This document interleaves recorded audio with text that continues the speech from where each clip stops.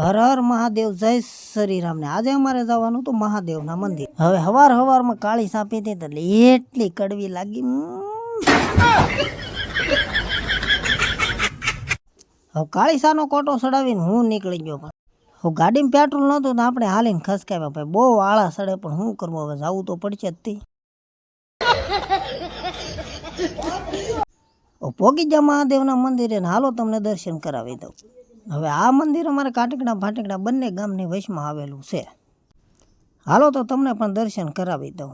હર હર મહાદેવ। ત્યાર પછી સમાધિ મંદિરના પણ દર્શન કરા, ત્યાર પછી બ્રહ્મલિંગ શાંતાગિરી બાપજીના પણ દર્શન કરાવી।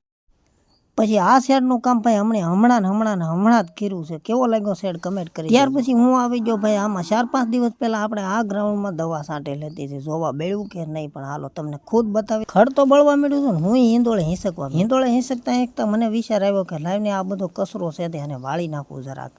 ઉપાડી લીધો હાવણો, પછી વાળવા મળ્યો ભાઈ।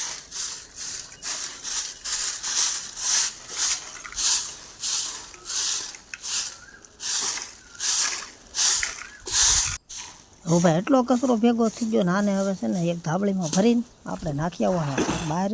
હાલો હાથે ભરી લઈએ, કચરો ધાબળીમાં ભરાઈ ગયો ને એને ફગાઈ નાખવાનો છે આપણે બહાર। પછી હું કચરો લઈને ફગાવવા ઉપડ્યો બહાર, હા કરી દીધો ને પાછો આવી ગયો હિંદોળે। હવે આપણે બધી સાફ સફાઈ કરી નાખીને પાછા બેસી ગયા હિંદોળે। હવે હિંદોળે બેઠા વિચાર આવ્યો કે હાલો તમને ડેન્જર જંગલ બતાવી દઉં।